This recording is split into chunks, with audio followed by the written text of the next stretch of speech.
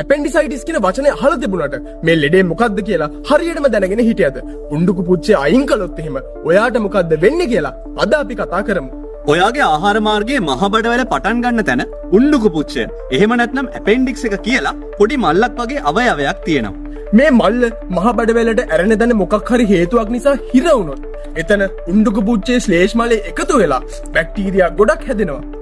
මේක නිසා උණ්ඩුක පුච්චේ ඉදිමිලා රතු වෙන එක. එහෙම නැත්නම් ප්‍රදාහ තත්ත්වයක් ඇති වෙන එක තමයි ඇපෙන්ඩිසයිටිස් කියලා කියන්නේ. ඔයාට ඇපෙන්ඩිසයිටිස් හැදුනොත් බඩේ වේදනාවක් දැනෙනවා. මේ වේදනාව බඩේ මැද පෙකිනිය ළඟින් පටන් අරගෙන ඊට පස්සේ බඩේ යට දකුණු පැත්තේ දැනෙන්න පුළුවන්. මේ වේදනාව පැය කිහිපයක් ඇතුළත දරුණු වේදනාවකට හැරෙන්න පුළුවන්.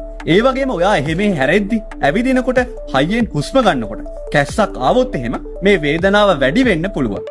මීට අමතරව ඔයාට වමනේ යාම, උණ, බඩ පිපීම වගේ රෝග ලක්ෂණ ඇති වෙන්න පුළුවන්. ඇපෙන්ඩිසයිටිස් රෝගයේ භයානකකම තමයි රෝගය දරුණු වෙලා උණ්ඩුක පුච්චේ පිපුරුනොත් ඒක ඇතුළේ ඉන්න බැක්ටීරියා බඩේ අනෙක් තැන්වලත් ආසාදනයක් ඇති කරන්න පුළුවන් වීම. මේ විදිහට උණ්ඩුක පුච්චේ ප්‍රදාහ තත්ත්වයක් ඇති වුණොත් හදිසි ඔපරේෂන් එකක් කරලා උණ්ඩුක පුච්චේ ඉවත් කරන්න ඕනේ. මේක කරන්න පරක්කු වුණොත් ජීවිතේ නැති වෙන්න පවා අවදානමක් තියෙනවා. ඔයාට අපි කියපු රෝග ලක්ෂණ ඇති වුණොත් ඉක්මනින් රෝහලකට යන්න.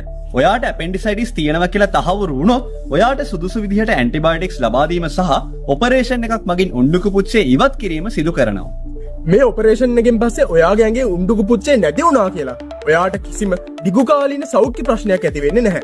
ඇපෙන්ඩිසයිටිස් රෝගයේ මුල් අවස්ථාවේම අඳුනගත්තොත් උණ්ඩුක පුච්චේ පුපුරලා රෝගයේ දරුණු තත්ත්වයකට පත් වෙන්න කලින් ප්‍රතිකාර ලබා දෙන්න පුළුවන්. ඒ නිසා මේ පණිවිඩය හැමෝටම ෂෙයා කරන්න අමතක කරන්න එපා.